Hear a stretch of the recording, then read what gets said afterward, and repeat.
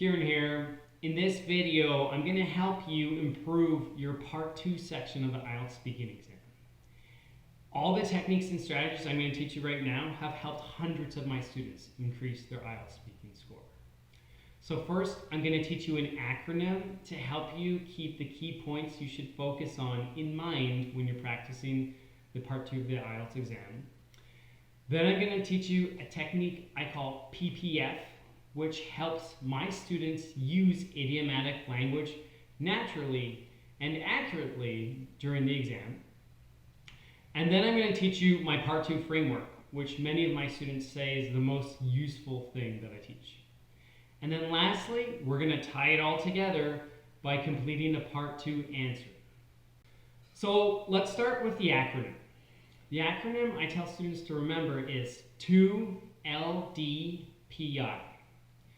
I just want you to understand this acronym is not something that examiners are objectively looking for. It's more to remind you of key points that are important for you to focus on so that you constantly produce strong answers when you're practicing. Okay, so let's start out with 2. 2 quite simply means speak for 2 minutes. If you want a 7 or higher in the IELTS speaking exam, you need to speak for 2 minutes. And even if you want a 6.5, it's better to strive for a higher band score if you really want to improve.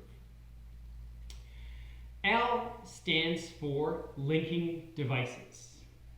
The IELTS speaking criteria labels these connectives, and linking devices and connectives are quite simply small sets of words that link what we're talking about now with what we're going to talk about next. And they help our Part 2 sound more coherent and like more of a smooth story. So these are important in the exam. The next part of the acronym is D. D stands for develop your answer. In the Part 2 section, you get a main prompt, which is at the top, and then you get 3 to sometimes 4 sub-prompts. One of these prompts below, or what I call the bullet points, I always consider it the meat of the Part 2. It's probably the most important one that connects to the main prompt. And I always tell my students, try to develop these a little further than a simple sentence. You need to add some detail, you need to add some colorful language, you need to go a little bit deeper than one simple sentence. And even with the other bullet points, you can go a little deeper on those too. Another important note here is that you do not need to talk about all of the bullet points. You can, it's not going to hurt you, but you don't have to. Those bullet points are there just to give you ideas of what you can speak about for 2 minutes. Okay, the next part of the acronym is PI. P stands for paraphrasing, I stands for idiomatic language. Within P, we could also think of synonyms. Basically, in the IELTS speaking exam, we constantly want to show broad vocabulary. And one way we can do this is instead of repeating the exact language they give us in the question, we can reword some of it. We can reword the keywords. We can show them we can use some synonyms, or we can use referencing to show broad vocabulary. And then idioms refers to idiomatic language, which also includes slang, colloquial expressions, idioms. And we'll talk about that when we get to my technique called PPF. Okay, that's it for the acronym. So let's talk about the Part 2 topic. You'll get a card with a main prompt and then 4 bullet points. I always tell my students to find the keywords in the main prompt and try to come up with some synonyms or paraphrases of them to show broad vocabulary. You should be able to do this within a second or 2 in the exam, because if you have to use a lot of time to do it, then you're guessing. And if you're guessing, you might make a mistake, and that will lower your score. So don't guess. Another thing to note here is that all the Part 2 topics are readily available online. There's about 50 of them. You can go to IELTS Pro and find them. You can just Google them, whatever the year is, and current Part 2 topics, and you'll find them. So don't go to the exam and discover the topic for the first time. Just look for it, find the list of topics, and prepare an idea you'll talk about for each topic, and a few synonyms or nice pieces of vocab you're going to use. Then you have your 4 bullet points. Now, let's look at a few cards together. So I just Googled IELTS Part 2, and I have a few cards on my desktop right in front of me, and I'm just going to read them to you. And I want you to think, are there some similarities you can notice between the cards and the bullet points? So the first card is, describe a book you have read. You should say what it was, when you read it, what it was about, and explain how you felt about this book. Okay. The next topic is, describe a restaurant that you enjoyed going to. You should say where the restaurant was, why you chose this restaurant, what type of food you ate in this restaurant, and explain why you enjoyed eating in this restaurant. Okay, here's another one. Describe a colorful event.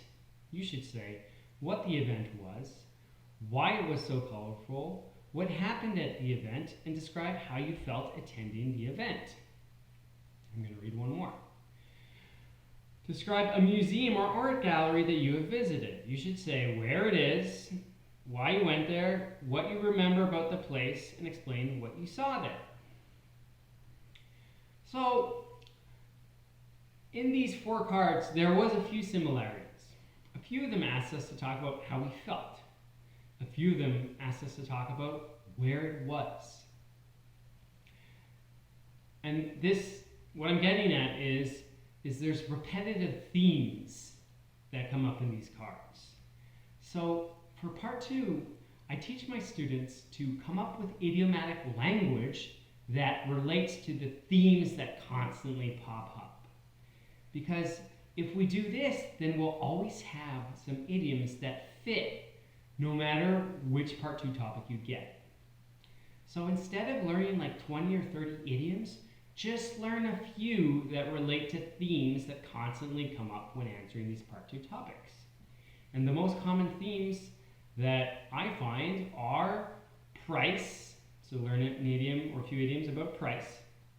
You could say something that's expensive, an idiom to say something that is inexpensive. Then place. In the cards I read, 2 of them asked where it happened. So learn some idioms that refer to place. And then the last one is feelings. Learn some idioms that you can use to express how you feel.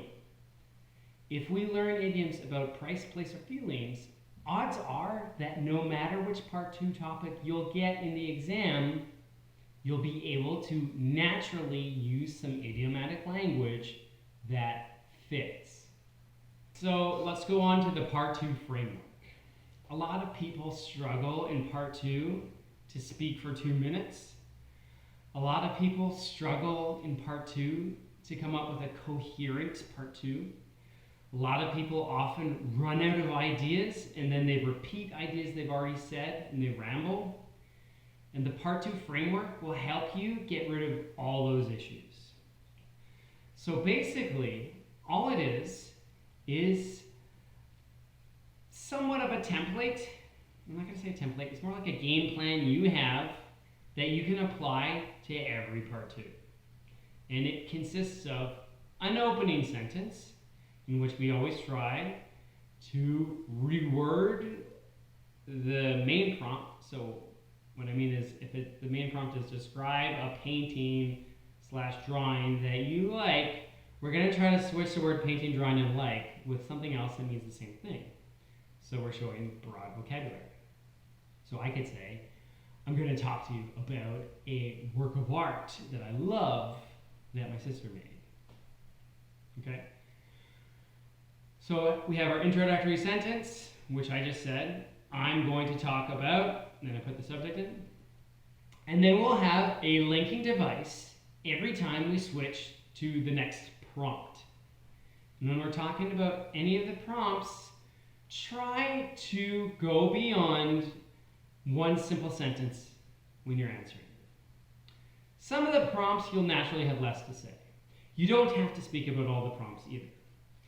But if you can just get in the habit of extending it just a little bit, it makes it a lot easier to get to 2 minutes in your part 2.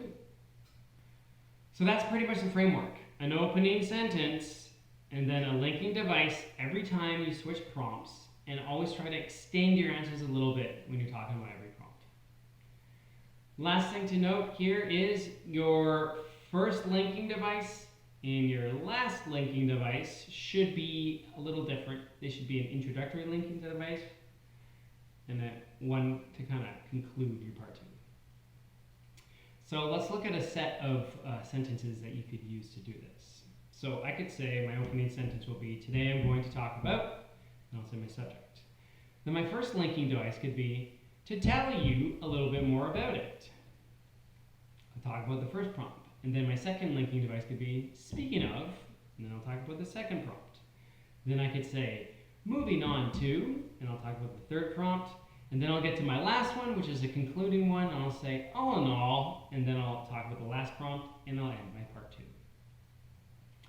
The great thing about this framework is if you kind of get nervous in the middle of your part 2 and you make a mistake and you forgot what you're going to say, you can always just go to the next linking device and carry on your story like nothing happened.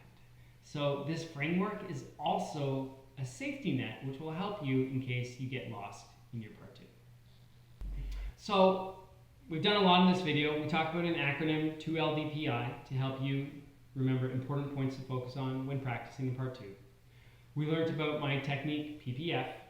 We talked about the importance of using broad vocabulary by paraphrasing, using synonyms, using referencing. And then lastly, we talked about the part 2 framework.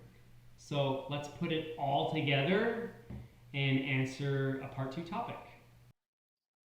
Okay, so in the last part of this video, I'm going to review the transcript for my part 2 I just did.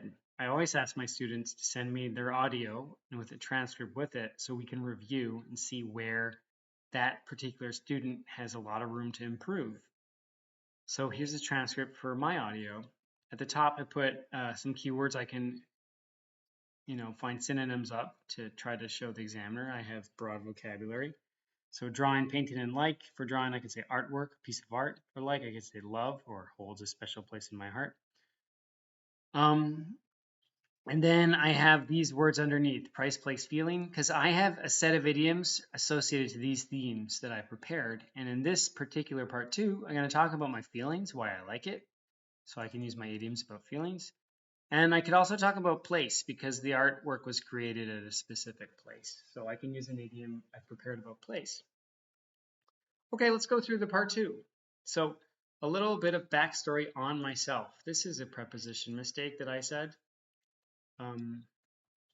It's about myself. Not a huge thing to worry about, but worth correcting. I absolutely love art and the art world, but I'm not that talented when it comes to it. I never took art growing up. Having said that, when I think about this topic, the first piece of art that bubbles up in my mind is this beautiful piece of sand art that we have framed in the living room of our house, which was created by my daughter. And that's my intro. Pretty good overall. To tell you a little bit more about it, I laid eyes upon it for the first time about 2 years ago when my daughter brought it home from her art school. Here I could have put my idiom about location from her art school that's just around the corner where we live.